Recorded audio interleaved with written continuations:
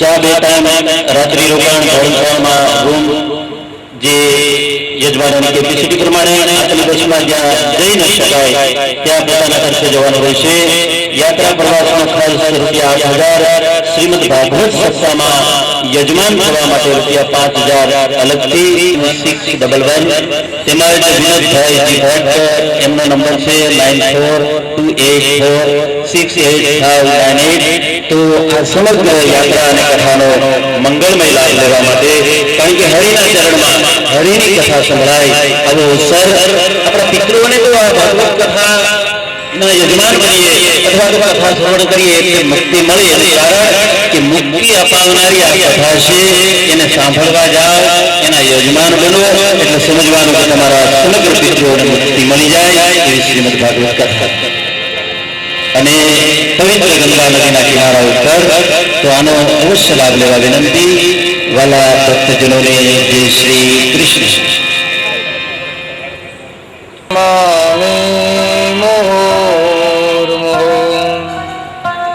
યદનુગ્રહતો જંતો સર્વદુઃખાદિગો ભવે તમહં સર્વદા વંદે શ્રીમદ્વલ્લભનંદનમ પ્રભુર્નંદકુમારો મે स्वामिने वृषभानुजां कृतार्थोऽहं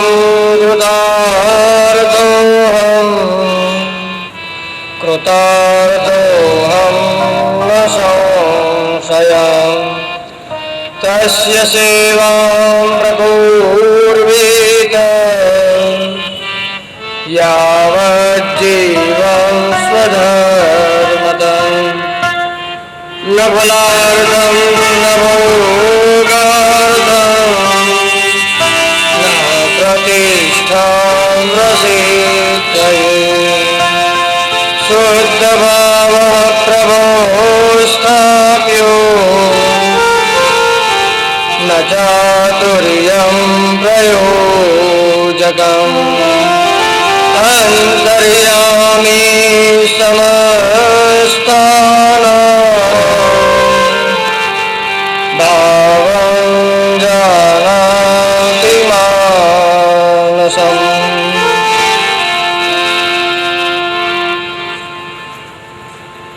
श्रीवल्लभ विठ्ठल गिरधारी यमुनाजी बलिहारी श्रीवल्लभ विठ्ठल गिरधारी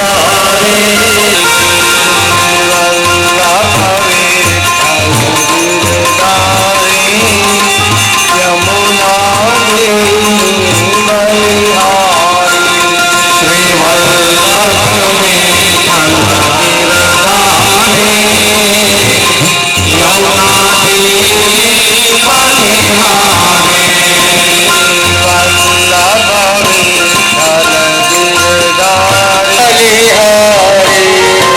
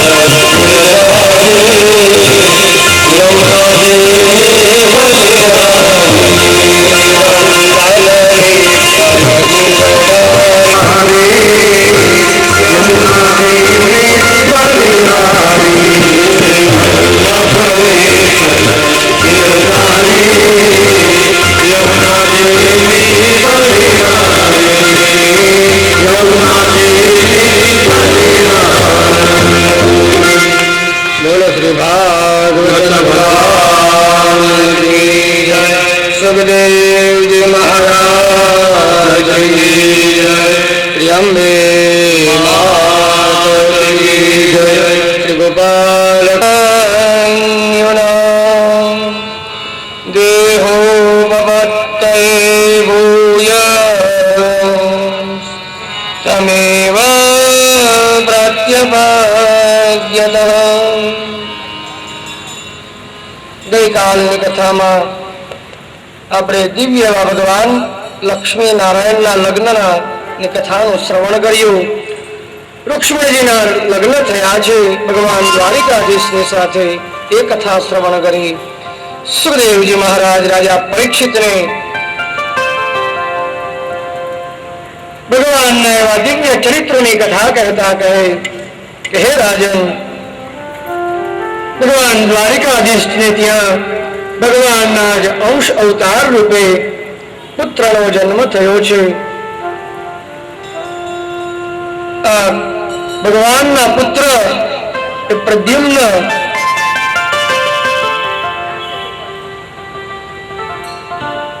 પ્રદ્યુમ્ન કુમારનો જન્મ થયો છે. સંબલપુરમાં સંભ્રાસુર નામે અસુર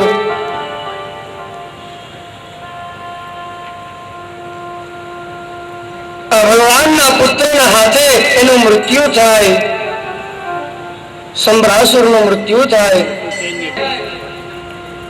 તો એના હાથે આ સંભ્રાસુરનો વધ થાય. આથી સંભ્રાસુર એ માયાવી છે. રાત્રિના સમયમાં દ્વારિકામાં આવી ભગવાન દ્વારિકાધીશના પુત્રનું હરણ કર્યું છે. રસ્તામાં સમુદ્ર આવ્યો, સમુદ્રમાં એ બાળકને ફેંકી દીધું. એ બાળકે એક મત્સ્યએ ગળી ગયું છે.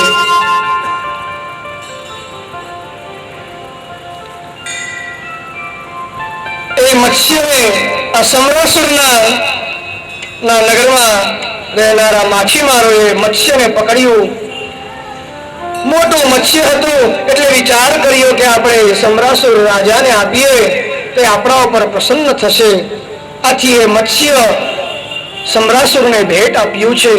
સંભ્રાસુરે મત્સ્યને પોતાની પાકશાળામાં મોકલ્યું. કામ જોઈ રહ્યા છો. માયાવતીએ પૂર્વજન્મની કથા કહી કે આ પૂર્વે મારા પતિ કામદેવ તરીકે હતા અને હું આપની પત્ની રતિ.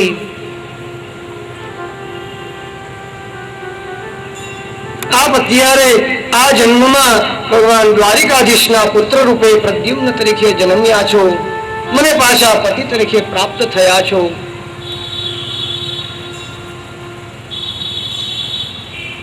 માયાવતીએ પ્રદ્યુમ્નજીને માયાવી વિદ્યાઓ શીખવી અને પ્રદ્યુમ્નજીએ એ માયાવી વિદ્યા દ્વારા સંભ્રાસુરની સાથે યુદ્ધ કર્યું.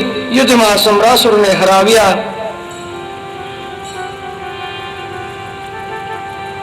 અને માયાવતી એ પ્રદ્યુમ્નજીને લઈ અને આ સત્રાજીતને શ્યમંતક મણી ભેટ આપ્યો છે. આ શ્યમંતક મણી એટલો પરાક્રમી છે કે જેની પાસે પણ એ શ્યમંતક મણી હોય એ મણી એ દરરોજ 8 ભાર સોનું અર્થાત 40 મણ સોનું દરરોજ એ શ્યમંતક મણી સત્રાજીત રાજાને આપતો હતો. ભગવાન દ્વારિકાધીશે જાણ્યું કે સત્રાજીતની પાસે શ્યમંતક મણી છે ભગવાને સત્રાજીતને વિનંતી કરી નિવેદન કર્યું કે હે સત્રાજીત મહારાજ, આપની પાસે એક નિવેદન છે. આપની પાસે જે સ્યમંતક મણિ છે ને એ મણિ આપ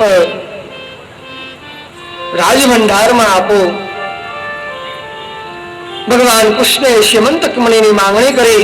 સત્રાજીતને લાગ્યું કે દ્વારિકાધીશને લાલચ થઈ, આથી મણિ માંગ્યો, આપવાની ના પાડી. સત્રાજીત ત્યાંથી ચાલ્યા ગયા છે.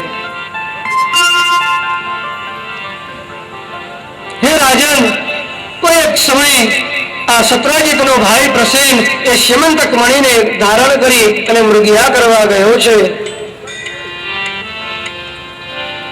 તે સમયે મૃગયા કરવા ગયેલા પ્રસેનને સિંહ સાથે ભેટો થયો અને સિંહે એ પ્રસેનનો વધ કર્યો.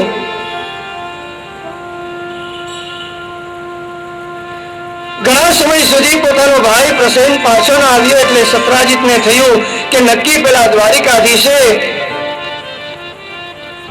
મણિ માટે મારો ભાઈ પાછો નથી આવ્યો, તે મારા ભાઈને કંઈક કર્યું હશે. તપાસ કરાવી પ્રસેનનો મૃતદેહ મળ્યો છે. સત્રાજીતને થયું કે નક્કી દ્વારિકાધીશે મણિના લોભમાં આવી અને મારા ભાઈનો વધ કરાવ્યો હશે. દ્વારિકાધીશ ઉપર ખોટો આક્ષેપ મૂક્યો. આ વાત દ્વારિકાધીશને કાને પડી. દ્વારિકાધીશે નક્કી કર્યું કે આ જે ખોટો આક્ષેપ આવ્યો છે એનો માર્ગ તો કાઢવો જોઈએ.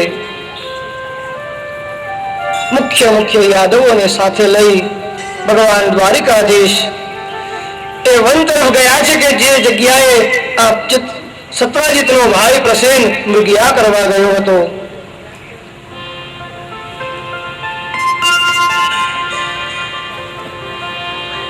જ્યાં પ્રસેનનો દેહ પડ્યો હતો ત્યાં ગયા. ભગવાન દ્વારિકાધીશ, ભગવાન કૃષ્ણ, તેમની પાસે એવી અદભુત શક્તિઓ છે. એમની પાસે એવા વ્યક્તિઓ હતા કે જે શહેરની બાજુમાં ત્યાં બીજા એક ચરણ ચિહ્ન જોયા. જાણ્યું કે આ તો કોઈ રીંછના પગલા છે. વિચાર કર્યો કે સિંહની સાથે રીંછનો ભેટો થયો હશે, બંને વચ્ચે યુદ્ધ થયું હશે અને રીંછે એ સિંહને માર્યો હશે. એ રીંછના પગલાની પાછળ ગયા છે તો એ પગલા એક ગુફામાં જઈ રહ્યા હતા. યાદવે કહ્યું કે હે દ્વારિકાધીશ, આપ અંદર ના જશો, કોણ જાણે અંદર કોણ હોય. કોઈ અજાણી જગ્યામાં એમ ન જવાય. દ્વારિકાધીશ કહે કે હે યાદવો, મારા ઉપર જે ખોટો આક્ષેપ લાગ્યો છે એને દૂર કરવા માટે મારે અંદર તો જવું જ પડશે. ખબર તો પડે કે કોણે મણિ લીધો છે. માટે આપ અહીં 12 દિવસ સુધી મારી રાહ જોજો. જો 12 દિવસ સુધીમાં જો હું પાછો ના આવું ને તો સમજી લેજો કે હું નહીં આવું. આપ અહીં જ મારી રાહ જોજો. આમ કહી ભગવાન દ્વારિકાધીશ ગુફામાં પ્રવેશ કર્યો. અંદર જઈને જોયું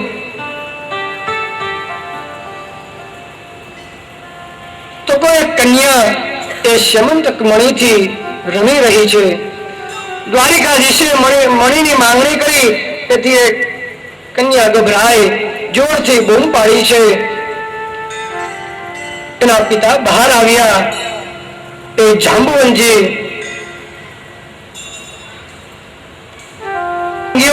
કે હે ભગવાન, મારા ઉપર એક કૃપા કરો, મારે આપની સાથે યુદ્ધ કરવું છે. ભગવાન રામચંદ્રજી કહે કે આ જન્મમાં નહીં પરંતુ કૃષ્ણ અવતારમાં હું એ ઈચ્છા પણ પૂર્ણ કરીશ. આથી આ કૃષ્ણ અવતારમાં એ જામવંતની ઈચ્છાને પૂર્ણ કરવા માટે જામવંતની સાથે યુદ્ધ કર્યું છે. યુદ્ધમાં હરાવ્યા.